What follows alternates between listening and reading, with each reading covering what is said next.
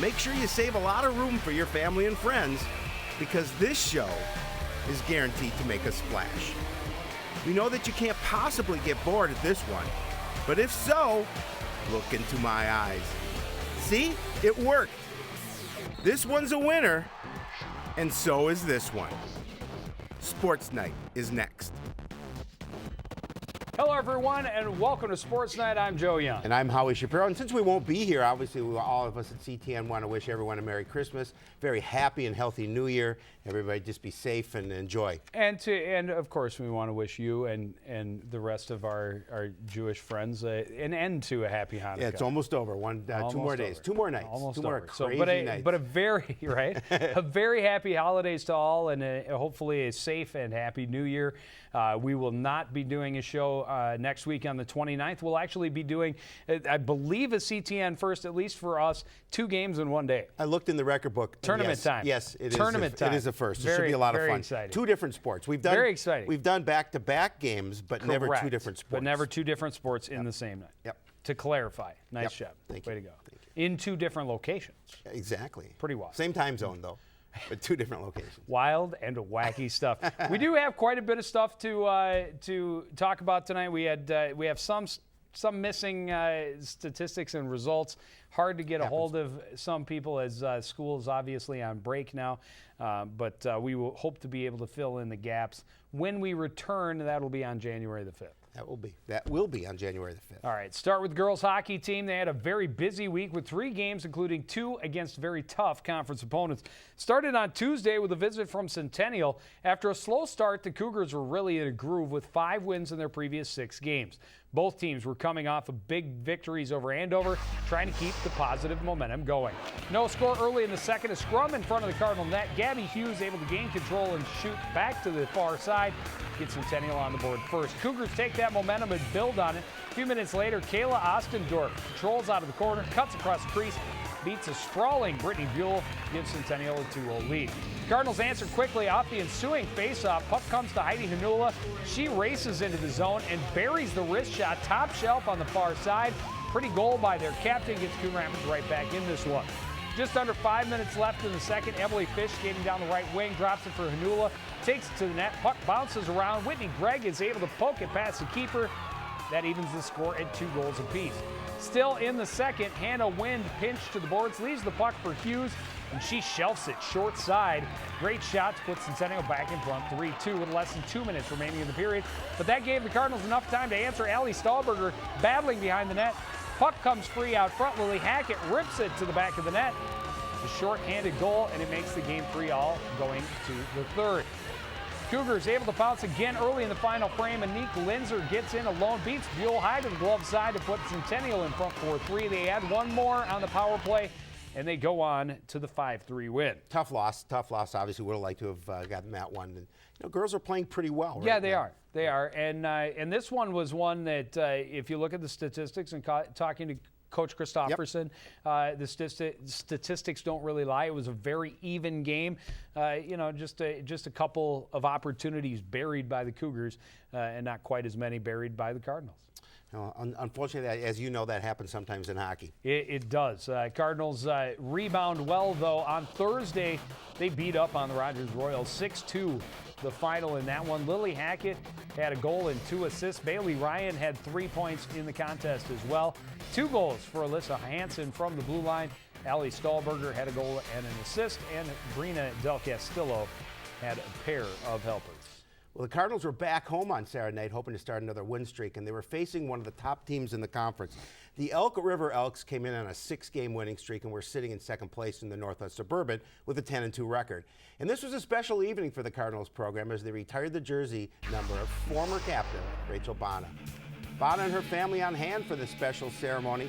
During her 5-year high school career, Bana racked up 155 goals, 270 points.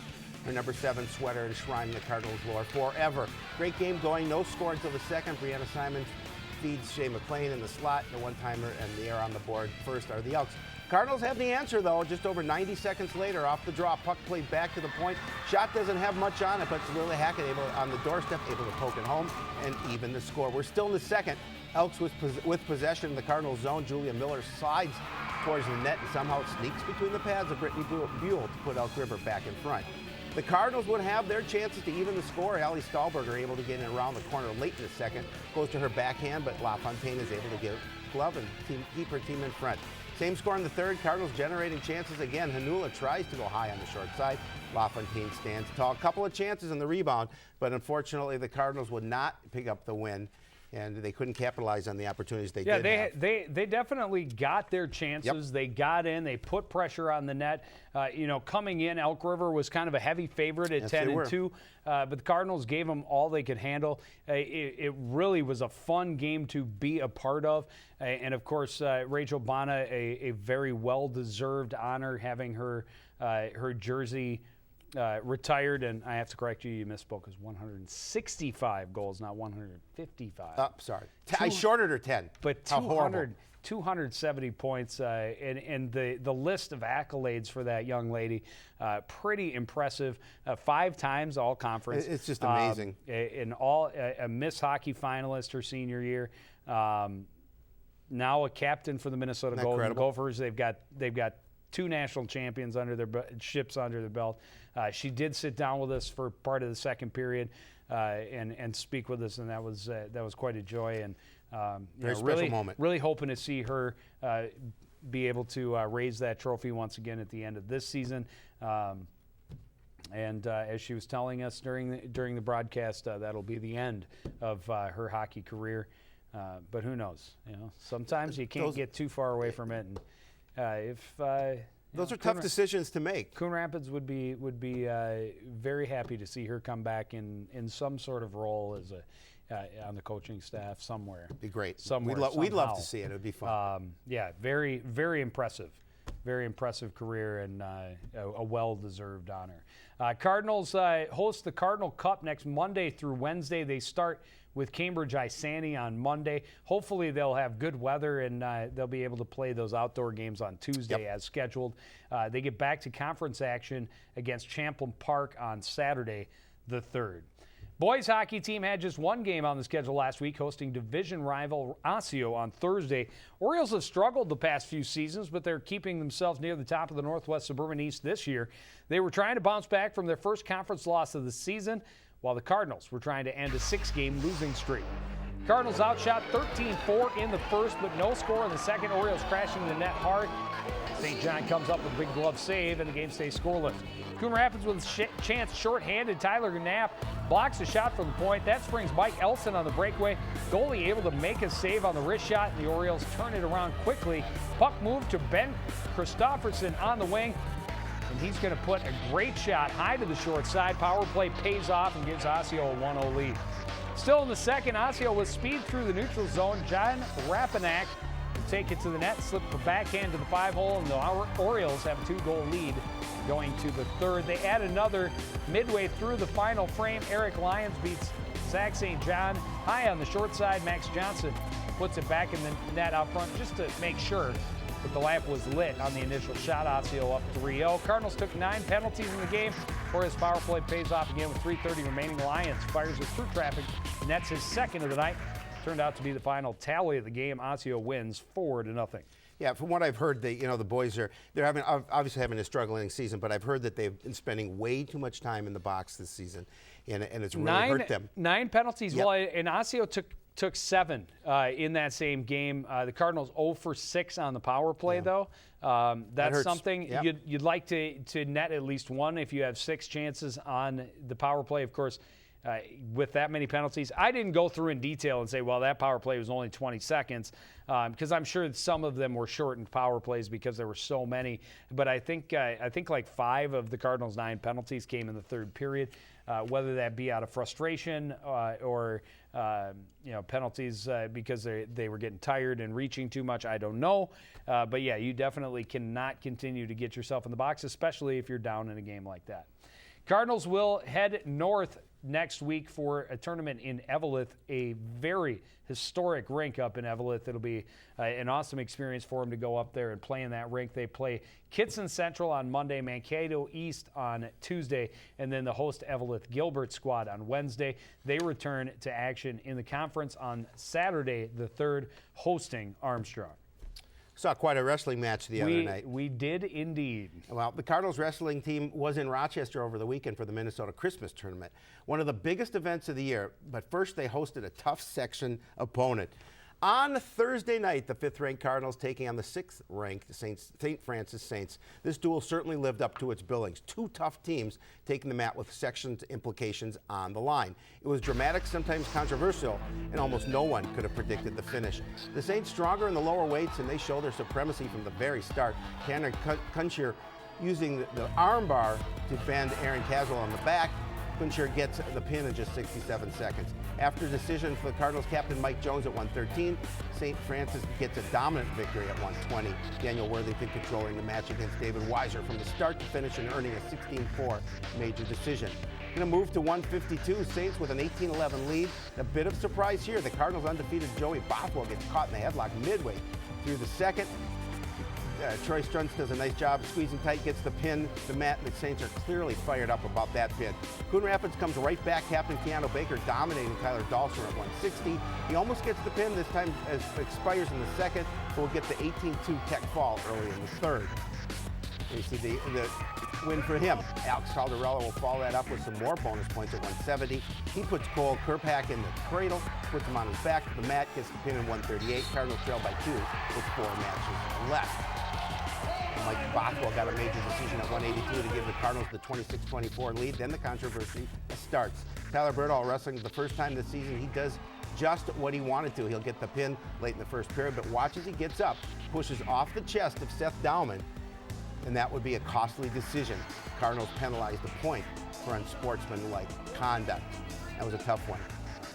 Coon Rapids holding a 4-point lead at the heavyweight. The Saints, Blaine Norden ranked 6th in the state, taking Cardinals Bailey Ratliff. Ratliff does a nice job of staying on his back, but Norden would earn a 14-6 major decision to end this match in a draw at a 31-31 tie. And I'll tell you, it got heated a little bit during right at the end of that match, and determining exactly how they would handle that tie. And well, yeah, because St. Francis wanted it to be a victory, and based on the criteria, it would be a victory if they were wrestling in a tournament situation. Right. But since it was a tie team score at the end in a conference match, it just goes down as a tie. But a couple of pieces of controversy. Obviously, the costly decision by Birdall to push off on the chest as he stood up cost the team a point, which at the end may have given them the victory. And then in that heavyweight match, there was a point where Norden bent Ratliff back, but he was just on the edge, and it was a dangerous move, potentially dangerous move where Ratliff's leg got twisted up, and they awarded him 3 near fall points, and there was some controversy over that because if he doesn't get those 3 near fall points, then it's just a regular decision and not a major. Right. And the Cardinals still hold on for a 1-point win. But either way, it was intense, it was dramatic, and in the end, it came down to be a tie. And I give Ratliff a lot of credit. A ton of credit. He's coming up from JV with a nice record on JV, but wrestling the number 6 rated wrestler, he did a really nice job to stay out of the pin and get that, end up getting that tie for the Cardinals. Well, the very next day, the Cardinals left and went down to Rochester to compete in the Minnesota Christmas tournament, and they did pretty well, finishing at 13th place. Tyler Birdall finished 3rd at 195, 4-1 with 3 pins. Guess who his first match of the night was?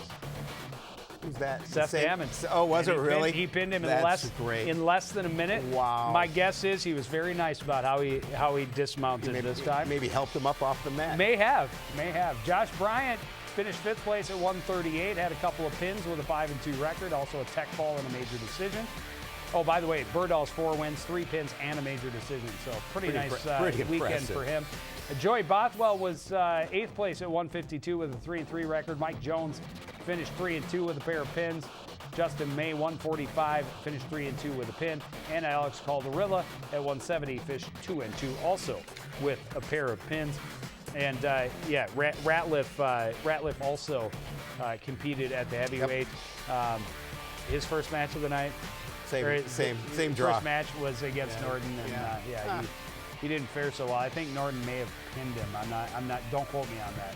Here's some of the other finishers. Keanu Baker also 2-2 with a pin in a major decision. Justin Jolkowski also 2-2 with a pin. Nick Halsep 2-2 with a tech fall. Bothwell and Ratliff. Mike Bothwell had not lost going into this tournament. He finishes 1-2. He did get the one win by a pin. So did Bailey Ratliff at 285. Cardinals head for the Rumble on the Red. They've got a little more than a week off. They head for the Rumble on the Red the weekend after New Year's. Hope to have those results for you next time on Sports Night. And then they are at Elk River, and that's a big one on Friday the 9th. Remember, the Elks beat the Cardinals in the regular season last year. The Elks are really an up-and-coming team in the Northwest Suburban. Cardinals paid them back in the section. I'm going to go out on a line and say the Cardinals don't just win, but win in impressive fashion over Elk River when they see them on the 9th. That'll be fun. Let's see how it shakes out. So, get a little payback from that loss from last season, the regular season anyway. So gymnastics team, I'm still awaiting results from the match against Park Center. I meant to ask Coach Monson when I saw her at the wrestling meet, and I forgot. Gymnastics team has some time off for the holidays as they don't return to action until the 9th of January. On Saturday, the Cardinals wrapped up the early part of their schedule with a trip to take on the Anoka Tornadoes. So far this season, Coon Rapids putting up some good numbers and seeing their scores increase every time they compete. CTN cameras were at Anoka on Saturday for the meet. Unfortunately, we have no results as of yet. Start with Hannah Gross on the vault. Gets good speed, nice height, good rotation. We'll step on the landing, but a solid vault. Captain Kennedy Koval has been the Cardinals' all-around leader, and that continues against Anoka. Koval with a nice routine on the bars. Looks Shapiro-like as she spins her way and maybe through back in this the one. day. Back in the day, maybe. Nice finish to the routine here as well. Sophomore Becky Lammers has also been Either way. a strong part of the Cardinals lineup this year. She has another nice outing against Anoka. We see her competing on the beam, a tricky front somersault dismount, little step, but a nice finish for Lammers. Finished with the freshman Hannah Gross on the floor. Watch the end of this run, a front flip with half twist in the layout position. Not sure how the score is finished, but we will try to have that for you next time on Sports Night. That again in early January. Gymnastics team off until the 9th. That's a Friday when they host Centennial, and then they host Champlin Park on Saturday, the 17th of January. Well, the swimming and diving team competed in a pair of dual meets last week. Unfortunately, we don't have the results for either of them. Sounds like a theme. On Tuesday, the Cardinals traveled down Central to take on the non-conference opponent Fridley. For the Cards, a chance to work on their technique and times with a little less pressure than they are facing their Northwest Suburban rivals. Coach Marcia Ford keeping a close eye on her team's times, so that will be the true measure of the success in the season. First event of the meet is the 200 medley relay. The three captains leading the way. We think Austin Frazier gets them started in the backstroke with John Kutsky taking care of the breaststroke, and is in a battle at the halfway point as Kate Andrews hits the water for the butterfly. Not sure who finishes in freestyle, but the Cardinals are going to finish second in the events. Highlights of the 200 freestyle, not sure who it is or how they did, but we have the video nonetheless, so we're going to show it to you. We finish with Austin Frazier competing in the 20 IM. He's going into the event. 20 IM. The 200. Did I say 20? Yeah, the 20 IM. That's a quick race. They don't even make it to the end of the pool. Look at that. It's halfway through. It's finished. That's like we're still not sure of the times. That's like two strokes of butterfly, 2 strokes of breaststroke, flip on your back, and then flip back. That's how I learned how to fish. Was this fish swim? And they stop you at the flags 5 meters from the wall. That's where the time stops. Well, hopefully we'll have results next week on Sports Night. Well, we won't have results next week. No, the week after. Yeah, there we go. Next time on Sports Night. And again, it's the first day. We start over. It's the first day of winter break, so a lot of these coaches who have school emails maybe not checking them, and that's understandable. Absolutely. But we'll get you all caught up. It'll be a busy show on the 5th. Upcoming, the Cardinals will host Osseo on Thursday the 8th, which is also Elvis's birthday. And I believe this year would have been 80, but just throwing that out there. Did you get the day off? I don't. Too bad. They host Park Center on Thursday the 15th. Nordic ski team did get out and race this past week. What their future looks like, we're kind of uncertain with the rain we've had today, middle of late December. Supposed to snow. We're supposed to get a little snow. That's what they say. Yeah. What they say. But a Northwest Suburban Conference 7.5K skate race. Denny Green did send me an email. He said he really wanted to see how they worked on this 7.5K. So what he did was he sent them out there and said, race like you're racing a 5K, and then just keep going on your technique for that last 2.5. And they did pretty well. Boys finished third place out of the 6 teams in the event. I do have results for this, but they're not coming up. There they are. There they are. There we go. There we go. Third place. Matthews, 4th place overall in 1924. Kyle Merhoff in 8th. Ryan Haida, 11th. Ryan Nelson in 13th. Paul Brightback, the freshman, in 19th place with a time of 21:28. Joe Coughlin and Tony Keeker finishing 25th and 27th overall, respectively. Girls finished in 6th place in theirs. Caitlin Benson, top finisher in 17th. By the way, the Armstrong team in this had the top 7 finishers and 8 of the top 9. That's impressive. Something like that. I mean, Armstrong, I don't know what they're eating over there, but, I'm over there quite a bit, so I'll look find out. I did not look to check the names, but I don't know if they have a bunch of, Norwegian. There are a lot of Norwegian people in this. Exchange students. I don't know, but yeah, I looked through the results. It's like Armstrong. So Armstrong apparently pretty good. They by the way, they were the first place team. I would imagine. I know that's surprising. Yeah.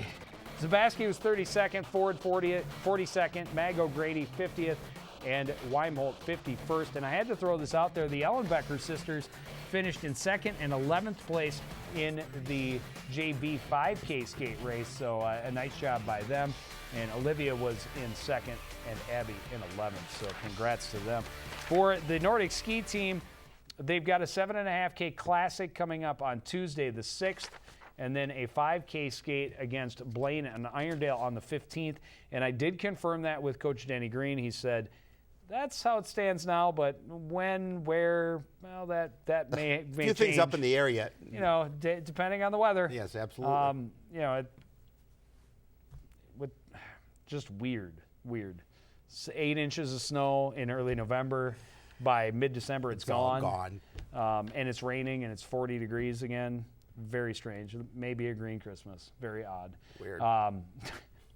Alpine ski team did have their first race last week. I did not get results for that. They'll have their second race also on Elvis's birthday, January the 8th. That one's at Trollhagen. Their third race is at Wild Mountain on Tuesday the 13th. Boys basketball team, a couple of games last week.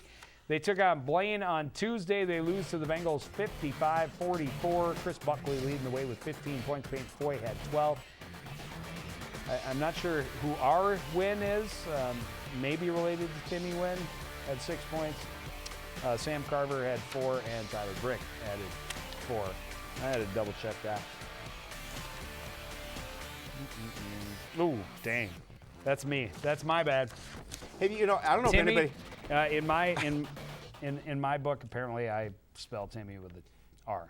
Have anybody ever seen a show go kind of off the rails? You're seeing it now. Kind of? Kind of. I was being generous. Well, thanks. Yeah. On Friday, the Cardinals hosting Centennial. They came close. They kept it close with Cougars right to the end. They lose 78-72. Buckley had 19. Carver got in the big numbers with 15. Peyton Foy added 14. He's been coming on strong the last couple weeks. Tyler Brick and Dylan Sylvester each adding 7 points. Cardinals now 2-7. They will be in the Fridley invite Monday, Tuesday of next week. And very excited because that's game 1 of our 2-game day on Monday. Who are they playing? They are playing Minneapolis Southwest. Did you go there? I did indeed attend Minneapolis Did you play Southwest hockey there? For 4. I did. Oh, very good. How weird. How weird. They don't have a hockey team anymore, but they do have a basketball team, and we'll see how the purple and white fares against the Cardinals on Monday. They will play Fridley on Tuesday. They get back to conference action at Andover on Tuesday the 6th. Girls basketball team will compete in a tournament in South St. Paul at the end of this week, and they're hoping they can get their first win of the season. This past week, Cardinals with 3 games, 2 against tough conference opponents. On Tuesday, They were on the road to face crosstown rival Blaine, a team trying to bounce back after a lopsided loss to Elk River, and that would get them back to 500 on the season. Cardinals start the game right. Carly Anderson with a pass to Porish in the post. Skips away, but Porish recovers. Scores off the glass, put Coon Rapids on the board first. Still early in the first, Cardinals working down low again. A little give and go to get Porish in the post again. She turns to the lane, scores with the left hand, and the game is tied. But Blaine goes on a run from there. Sarah Willoughby finding some room on the perimeter. She makes her opportunity counter three-pointer, puts the Bengals in front by 7. Coon Rapids would not let it get out of control, though. Great play to Porish in the corner, opening up Cheyenne Siner coming down the lane. Siner had 10 points in the game. Still Blaine leads 30-27 at the half. Bengals spreading the lead again in the second. Elisha Lindsay driving baseline, couldn't put it home. Sharon Miller didn't get the offensive board, put it back, give Blaine a 10-point advantage. Bengals on the move once again, cashing in on the second chance points. Lindsay's shot is off the mark. Audra Wygant cleans up the offensive glass. Bengals lead by 18 on their way to a 75-46 win. Yeah, and a nice win. Bengals, pretty good basketball team. Then, certainly they gave Coon Rapids all they could handle. And that's been the story early in the season. The Cardinals having trouble staying consistent, especially with a good first half. And then they lose by almost 30. Cardinals played Big Lake on Thursday, and they lose 49-40 in that one. Kayla Ross led the scoring with 13. Kaylee Porish added 10. Siner had 8. Jessica Kohler had 7. And Mackenzie Wilkins had 2.